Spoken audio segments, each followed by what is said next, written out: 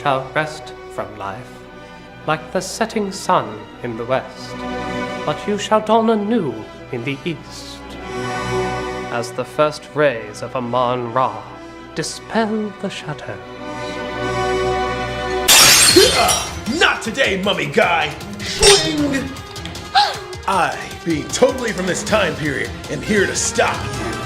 Cut! What the hell are you guys doing? Well, you told us to dress up as the original Mummy movie. Yeah, 1932, Boris Karloff. Oh, No. Everybody knows that the original Mummy is the Brendan Fraser version. Why are you dressed up as Grunkle-Stan and talking like Frankenberry? Oh my god, I am so sick of people saying this. The Brendan Fraser one is not the original. Sure it is. That's why when the crappy remake came out, everyone said it's not as good as the original. Yeah, isn't that true? No, yes, it is a sin against nature. And this is that original film. No, this was the first crappy remake. You didn't like it? I didn't say that, but... You said it was crappy. Well, it was meant to be crappy. At least I pray to God it was. Let's just all come together and agree that the Tom Cruise one sucks. Yes. I want to show people what a great Mummy movie was supposed to be. You thought the Tom Cruise one was great? There's more than 2 movies! Well, people remember the Fraser one.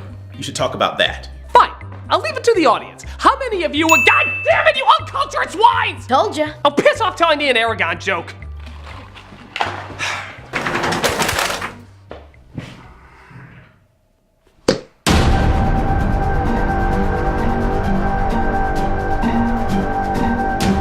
Sad to say that in recent years, when many people refer to the original Mummy movie, this is the one they're talking about. The 1999 hit quickly established it had as much to do with the original Mummy as, say, The Last Airbender had to do with the original Avatar, except a little less penis hair.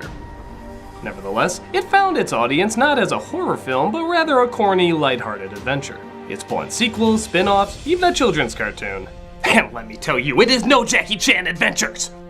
So after years of popularity, and yes, even future remakes taking more from this than the original source material, it does make sense to see if this still holds up, or if, honestly, it was ever really meant to hold up. Let's take a look at 1999's... The original! Shut up and watch something black and white! Never! The Mummy. It starts off in... Oh, I'm sorry, I apparently put on an episode of the cartoon. Oh! Doubly sorry, these are apparently really convincing effects.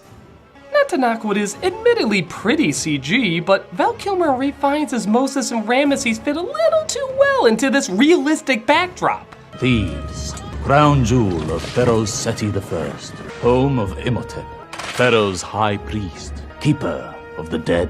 Who enjoys sitting really close to the screen playing Assassin's Creed Origins. Oh, again, looking over realistic Egypt. I'll give the film credit that as fake as everything looks, it is still a gorgeous and artistically pleasing body of work.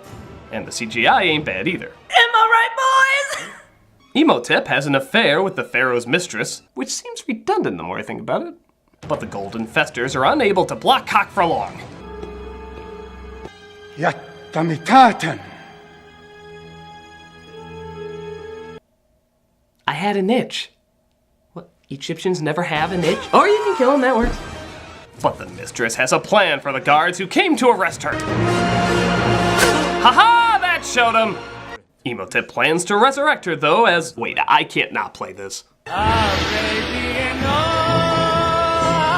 This is all a cartoon! Don't believe me? Look at the effects when trying to bring his love back to life. Oh my god, we're in the remake of The Haunting! Destroy everything except your by Catherine Zeta-Joneses! Oh, I dreamed I was attached to a giant bomb with Tom Cruise. Imhotep has to kill her to resurrect her, but he's stopped and mummified, covered in CG bugs, while also given apparently the worst of all curses. The Magi would never allow him to be released, for he would arise a walking disease, power over the sands, and the glory of invincibility. Kind of a dumb curse when you think about it. Ah yes, you will suffer for years and years, and if by chance somebody saves you, you'll become the most powerful and invincible entity known to man. Were there no other curses that left that part out? Was that curse on sale? And for 3,000 years, we, the Magi, the descendants of Pharaoh's sacred bodyguards, kept watch. Ah, jeez, these guys have the laziness of the crucified sword written all over them. If you did your job well, we wouldn't have a movie. We come across a desert battle and meet our main character Rick, played by Fraser, and his comic relief, Benny. Wait for me! Don't worry, he'll be back soon to confuse charming side antagonists with "Shut up! Shut up!" soon enough. Thank God they set their rifles to around target instead of on target. That spooky face in the ground scares everyone away, including Fraser. Banish him to Monkey Bone. Meanwhile, Rachel Weisz plays a librarian named Evelyn, who's searching in the S section for suck-ass comedy.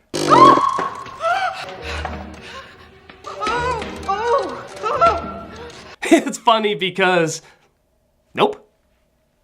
I'll give them a point that they actually knocked all these bookcases over in one shot with no CG involved. It almost excuses the lame-ass exposition we have to sit through. Why do I put up with you? Well, you put up with me because I can read and write ancient Egyptian, and I can decipher hieroglyphics and hieratic. I force plot points with no natural rhyme or rhythm.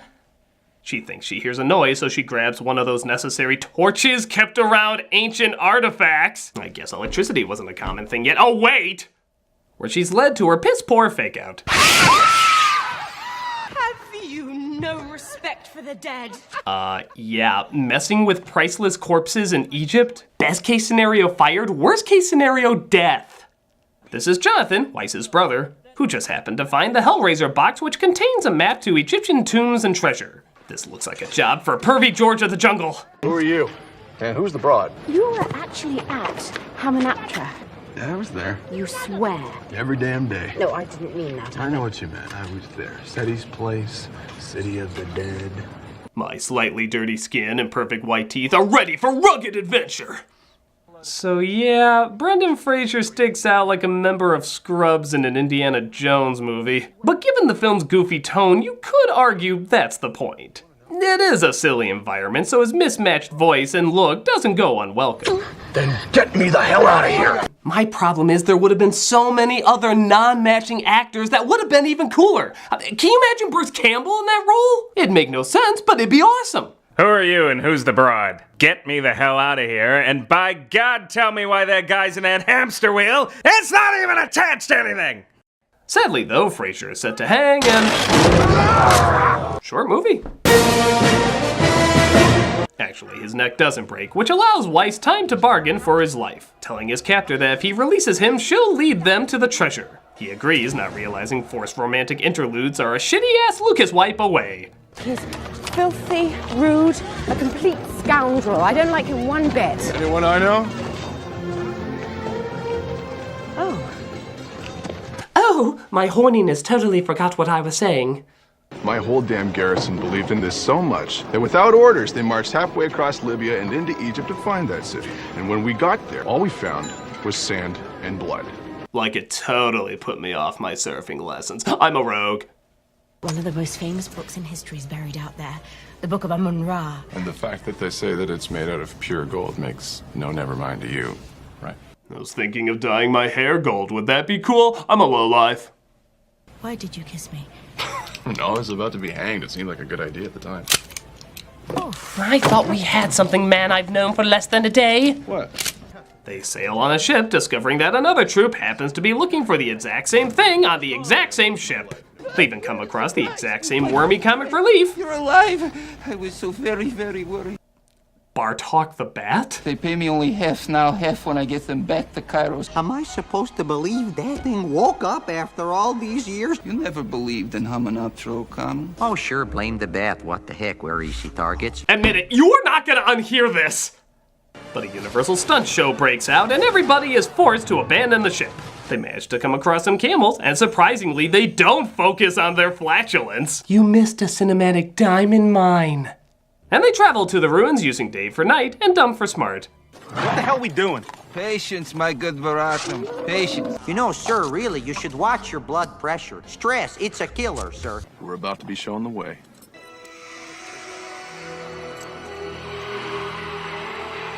You sure it's not just playing a DuckTales cartoon? My God, these effects! Can you believe Hamunaptra?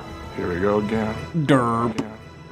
So they make it to the city and start looking for riches.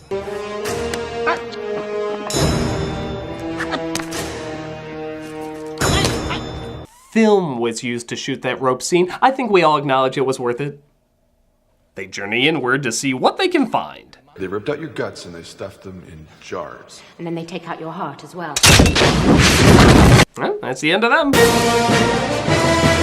No, they just missed it, god damn it, and find the Book of the Dead. Fraser's captor, however, finds one of the deadly bugs concealed in a Cadbury egg that somehow survived all these years despite being in a Cadbury egg. Oh no, I'm being photoshopped to death! Christ, is Macaulay Culkin in that tomb with him?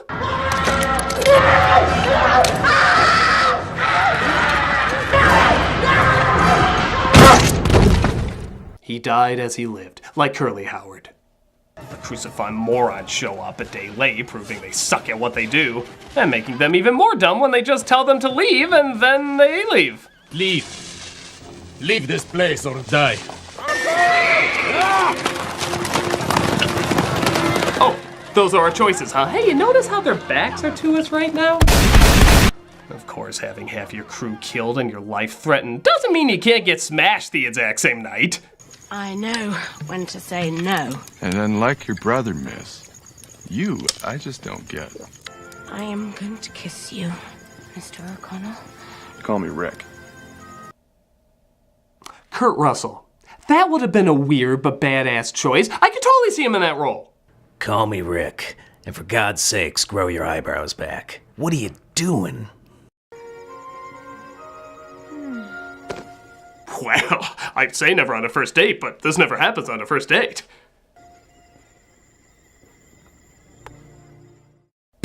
Okay, that's the one thing Brendan Fraser could add that nobody else could add. This whole entire performance might be worth it just for that one reaction.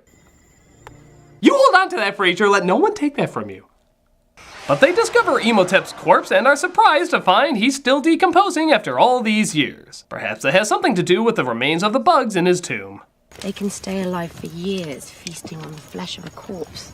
So somebody threw these in with our guy and then they slowly ate him alive? Very slowly. Yes, as we already saw, they really take their time there. They're like flesh-eating snails.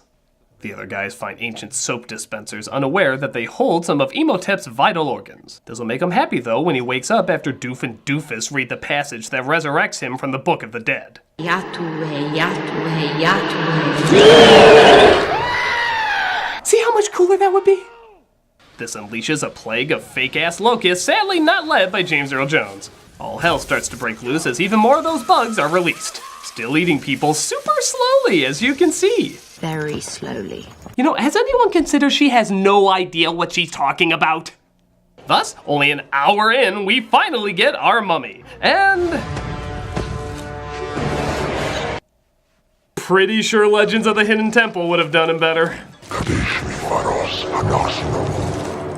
Yeah, it's pretty bad. I mean, given the time period, it's pretty bad. Okay, now we're trying to do a troll face. If it was on a tree from The Wizard of Oz, what are we doing? Fraser saves her by blasting his emo dick, but the crucifying schmucks block them off. I told you to leave or die. You refused. Now you may have killed us all. You know, I love the way this guy says everything. No matter what he's talking about, I feel like it should always be followed by, man, or, you know. I told you to leave or die. Man. You refused. You know. Now you may have killed us all. Man. Relax, I got him. No mortal weapon can kill this creature. You know. He's not of this world. Man. But Emotep comes across Benny, who quite amusingly prays to every religion he can think of.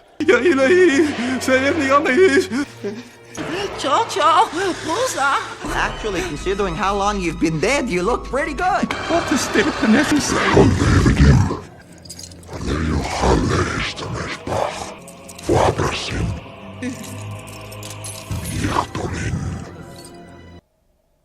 Were you just keeping those in your pelvic bone? You have no skin, you have no clothes. There's nowhere else you could keep it. This really needs an answer, despite how much I don't want it.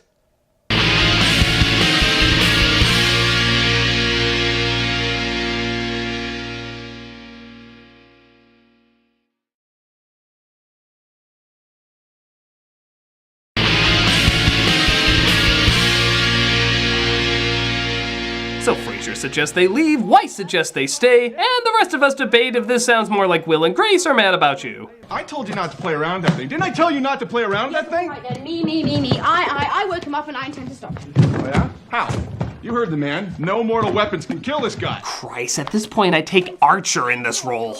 Look, you can either tag along with me or stay here and try to save the world. Do you want mummies? Cause this is how you get mummies. Frasier goes to the bar to get hammered where an ex-pilot talks about his woes about there being no adventures anymore. I'm sure absolutely nothing in the near future will tie into this.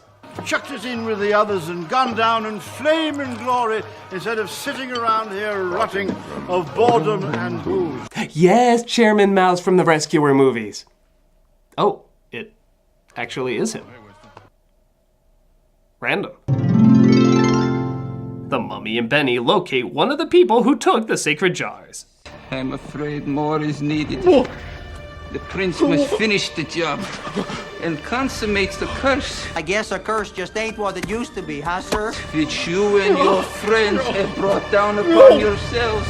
Wait, no! And a side note, that was very nice of you to fill me in before you kill me. I mean, I know you got a lot on your plate right now, and time is probably of the essence, so it's very considerate of you to do. We are in serious trouble.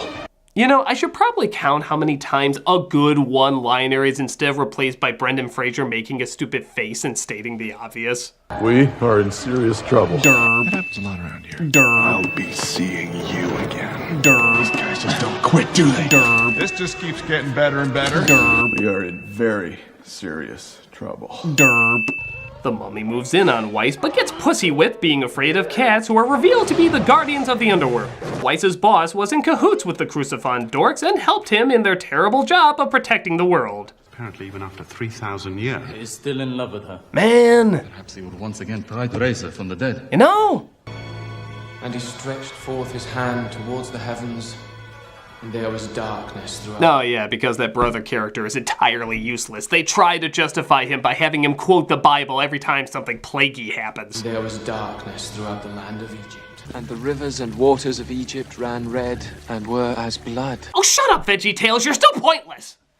So Frasier decides to lock Weiss in her room, leave the other rogues to look after her, and bring the brother with him to find Imhotep. She doesn't come out and no one goes in, right? Right. Let's go, Jonathan. Wow! Every single one of those choices was wrong!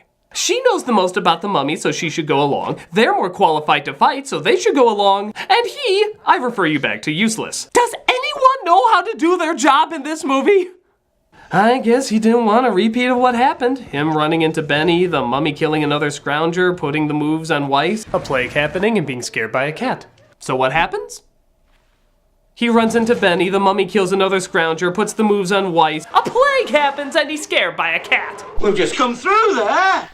Yeah, with the exception of the explanation with Weiss's boss, which even then I feel like we could have figured out, the past 8 minutes are just a repeat and totally should have been deleted. But at least 2 more souls are sucked dry, which means the mummy must look at least a little more realistic now. As realistic as a cartoon mouth app on your phone. Is this mummy meant to be scary or adorable? I'm gonna say a scarable. Imhotep hypnotizes an army and forces them to go after our heroes. Faster. Patience is a virtue. Not right now, it isn't. Derb. They escape through the back, but the mummy has an extra trick up his sleeve. Okay, glad you got that out of your system. The army eventually corners them as the fully regenerated Imhotep approaches. And if Weiss is anything like she was earlier, she's probably like, ooh, that's what he looks like all put together? Guitar mi faros. Whatever he's asking, yes. Syrian. Come with me, my princess. Take my hand, and I will spare your friends. Is this the face of a bat who would lie to you? She decides to go with him under the condition that he spares her friends. He agrees to disagree. It was the noble, stupid thing to do. Her boss sacrifices himself so the rest can escape, and they go to Chairman Mouse for the use of his plane. What's the challenge then? Rescue the damsel in distress, kill the bad guy, and save the world. Oh, one of these bullshit movies, righto! Imhotep travels via warp whistle, and I gotta say, for being in a sandstorm, they look pretty damn good. But Mr. Sandman isn't done yet.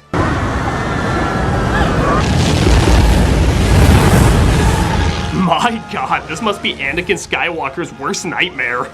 I don't like sand. Look out! Sam F. Murray Abraham! He swallows the plane up, though I guess not too deep, seeing how there's still plenty of blue sky in sight. But Weiss has an idea. Oh god, now the storm's tongue is attacking us! What's going on? But it appears to not be enough. I love the whole sand wall trick. It was beautiful. You bastard. You don't need to impress me, Morty. Sadly, the only character I sympathize with, the drunk who just wants to die, gets killed. But if we're lucky, maybe we can go for 2. Yes! Very slowly eat him alive! Very slowly. Sadly, he's saved, but Imhotep hears them and sends his biggest threat yet. Mummies, they're actually there! Oh my god, they're actually right in front of us! I mean, really right there! It's not Jar Jar shit! Run! Oh, whoops, don't worry, we still got the fake shit over here. Yeah, surprisingly playing the exact same effect doesn't make it look any more real. It still looks like a Smurf sneezed milk through his nose. The mummy of Imhotep's bride comes to life though, but before he can make the human sacrifice, Fraser saves the day. They forgot to subtitle that scene, so I'll just throw my own in.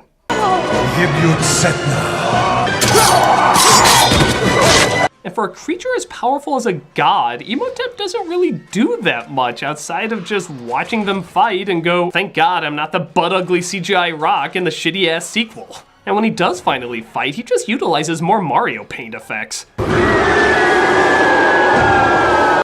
You know, call me crazy, but dropping your jaw like the Patrick the Starfish meme doesn't seem particularly scary. Look at that. Did the genie lend you some acting advice or something? This was meant to be a Disney film, right? But Weiss reads one last passage that takes away his invincibility, making him mortal.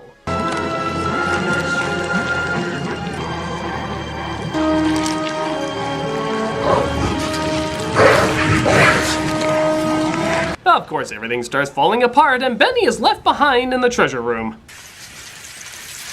Hello, we'll be your comeuppance for the evening. This can only end in tears. At least you'll very slowly eat me. What dumbass told you that? Very slowly. Run, camels, run! I care more about you than any of the main characters! I'm only kissing you because I think I'm gonna get hanged later. How about you, darling? Would you like a little kissy-wissy? Well, it's no camel fart, but his entire character is close enough. So that was the remake, not the original, of The Mummy. Does it hold up? No, but I don't think that was really the point. It's kind of like a high-budget B-movie. Self-aware, silly, and over the top. Some would say the bigger budget makes it less of a B-movie, but look at these effects. They look like the effects of today's B-movies, so I feel like it still kind of qualifies. On top of that, it is still visually pleasant and fairly imaginative that I think for a silly little waste of time, it's fine.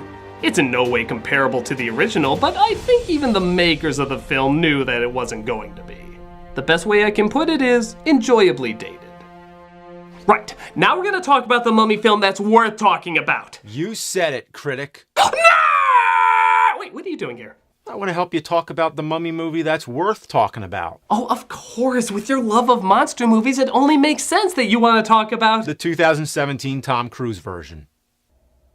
What, are you out of your mind? No, but the movie is. It's one of the most dumbass reboots ever, and we need to talk about it. Yeah, but what about the original Mummy? You mean the 1932 classic with Boris Karloff and the Carrot series starring Lon Chaney Jr., or the 1959 Hammer version with Christopher Lee? You mean the good ones? Well, I already talked about them on Cinemassacre. Here's the link. What? Don't advertise your channel on my channel! Look, everything about the classic versions has already been said. They're masterpieces. But this new one We need to give it what it deserves. Oh my god. So we're really ending Nostalgia-ween like this? Will it still even be October by the time this comes out? It doesn't matter. To defend the honor of the classic mummies, we have to do this.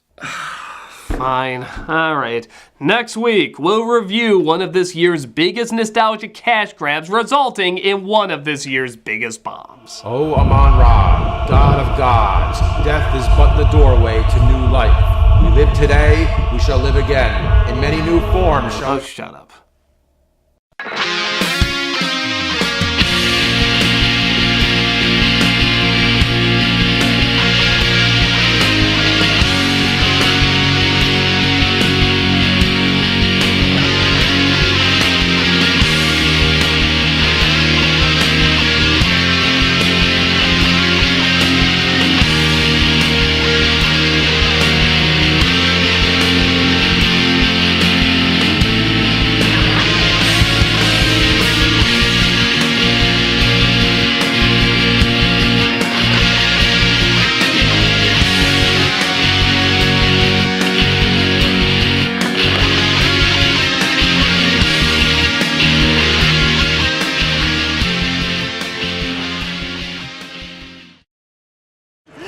Cho, 菩萨，帮我！